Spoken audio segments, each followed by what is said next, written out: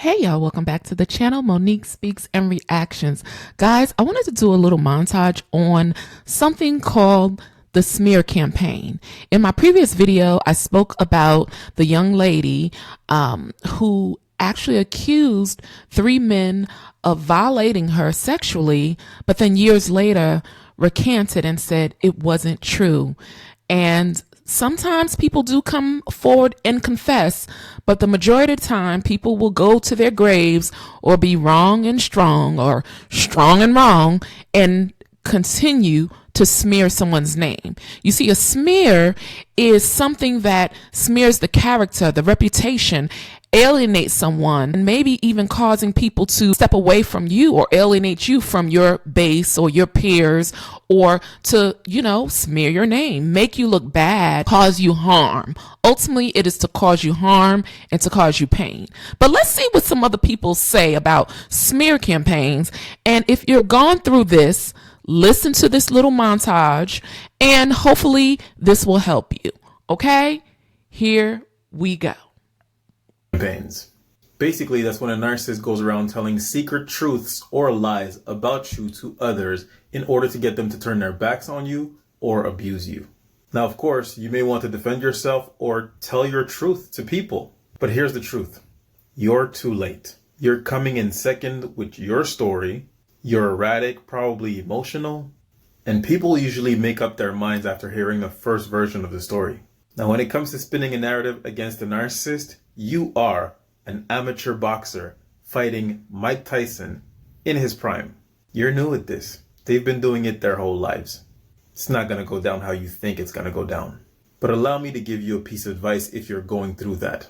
It is easier to fool people than it is to convince people that they have been fooled. And only a fool would attempt to do so. Follow me for more info. This is the War Against Narcissism, guys. Salute. Let's talk about smear. So salute to that brother, because definitely he has a channel called the War Against Narcissism, and I will go ahead on and link his channel. But so this guy again has another video as it relates to the smear campaign. And one of the things we have to realize is the radical acceptance that, guys, these people are really good at what they do because they've had a lot of practice. So take a listen to this gentleman again. It's called Waging War on Narcissism. But the smear campaign, it goes on. People are lied on and things are said about them. And it's happened long before you even knew it was going on. So let's listen to what he has to say. This is how to deal with the smear campaign. Tell that story to everyone who will listen in order to gain their sympathy, often causing their victims to lose their support group and gain new abusers in the process. Here's the truth. You're too late. It is easier to fool people than it is to convince people that they have been fooled. Not only are you too late, but you're also nowhere near as convincing as a narcissist lying. Playing the victim is their bread and butter. They have more practice than you. It's really that simple. My advice if you're going through a smear campaign is acceptance. You have to learn to be okay with being the villain in someone else's story. The people who know you will not believe these stories. And the people who believe these stories, they don't know you. It's really that simple. Follow me for more info. Wow. The people who know you won't believe it. And the people who really don't know you, well, they really don't know you at all. So this was really good because it really hit home for me, because it shows you that, them being the victim is their bread and butter. And they're very convincing because they've been doing this and they have a lot more practice. So you really can't win at that. You can't win at this type of situation. Let's listen to it one more time. This is the War Against Narcissism, guys. Salute. How to deal with a narcissistic smear campaign. If you don't know what that is, that's when a narcissist reinvents reality to make you look like the bad guy. And of course, they go around to tell that story to everyone who will listen in order to gain their sympathy, often causing their victims to lose their support group and gain new abusers in the process. Here's the truth. You're too late. Yep. It is easier to fool people than it is to convince people that they have been fooled. It is easier to fool people, pull the wool over their eyes, be a wolf in sheep's clothing, than it is to convince them that they have been fooled. That makes so much sense because it's hard to undo. They've been going way ahead of you. Sometimes they've been smearing you all along and dropping these little breadcrumbs about you, but you have no idea. You don't even know that this stuff is going on, let alone you don't even know that they feel that way about you, quite honestly, in some cases. So this was so poignant to me. And I wanted it from a male's perspective because it is my belief. I don't know, y'all might have something to say about it, but women can get emotional. This is a man, matter of fact, saying what really the facts are. He's like, you're too late. Once you hear about this smear campaign, it's gone on before you even said something.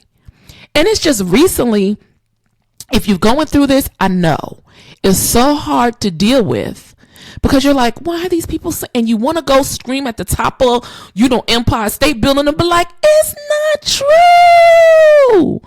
But guess what? You're wasting your time because people have already been fed a bunch of lies. And people in their minds are saying, well, why would they lie? And they try to, and it's not try to, they want to control the narrative about you. If they can't control you, they want to control the narrative about you and what affects you, or most importantly, how people view you. They want you to be viewed in a horrible light. Your character, anything about you, they want it to be viewed negatively. Any of your peers, any of your counterparts, they will tell all type of most of 99% of the stuff is a lie. And there's like 10% of truth in there somewhere. Maybe, a 0.5%. But 99.5% is blatant, bold-faced lies. And because they've gotten out ahead of you, it's people already talking and chatting, and you don't know the wiser. So they plant these seeds in people's head of doubt, of different things, that basically for you to be alienated, isolated, and for people to look at you and for you to lose your base of friends or your support system altogether, because they've already fed them these lies. So that's why when I see on the internet certain stories, I assess it. I don't jump to it. And when I talk to people now, I go, no, I can't take what you say for true. We could do 1 or 2 or 3 things. We can get the person on the phone and clarify. And that typically doesn't happen if somebody's a big fat liar. Or I tell people, no, I'm not going to discuss this because, none of our hands are really clean. So no, I'm not going to defame somebody's character. And because you might have something against that person, you may kind of build up a little story. Now, I'm not saying people can't warn you, but I try to go off of what I know by dealing with that person. I'll keep that in the back of my head, but I'm not going to let that determine how we interact. I have to use my wisdom and my discernment, because what the other person could be doing is just causing a kerfuffle and causing more confusion. But this man put it so poignantly. It is easier to fool people than it is to tell people that they've been fooled. Because sometimes people have cognitive dissonance, or it's whoever gets to the line first. It's just like in a marriage, divorce. Whoever gets to the bank first, really, that's what I've heard and seen, that if you get to the bank first and get to the money that's in the accounts, it's yours. So the same for the narcissist, they have to be the victim. And that's their bread and butter, showing other people that somehow or another they've been injured and damaged when it's not even true. Some of this stuff is just bold-faced, blatant lies. It's a smear. So that's why you'll see me doing stories. I did the Duke LaCrosse story where the woman lied back in 2006 and said she had been sexually assaulted. It didn't even happen. So people know there's certain things that they can say. And one of the things that I've come to believe is when people say what they say in a smear, a lot of times they're projecting what they've done. So if they said you stole, they're the ones that's doing the stealing. If they said that, you did something inappropriate, they're the ones that's doing it. It's a lot of times it's their shame and their own guilt of what they're doing that they will project on you. But let's hear this for the people in the back to let you know that you're too late, guys. It's something I know it's so hard. And I'm doing this video not only for myself, but for anybody else. We're getting ready to go into 2025. And these people will go to anyone who will listen. Anyone who they think that you may speak to or have an ally with, they're going to go and twist and turn and lie. And I know it doesn't make sense, but to them it does. And they're willing to do this at all costs. Very few people, you hear a lot of people now in the Emmett Till case, in different cases, people before they pass away, they want to make it right because they know.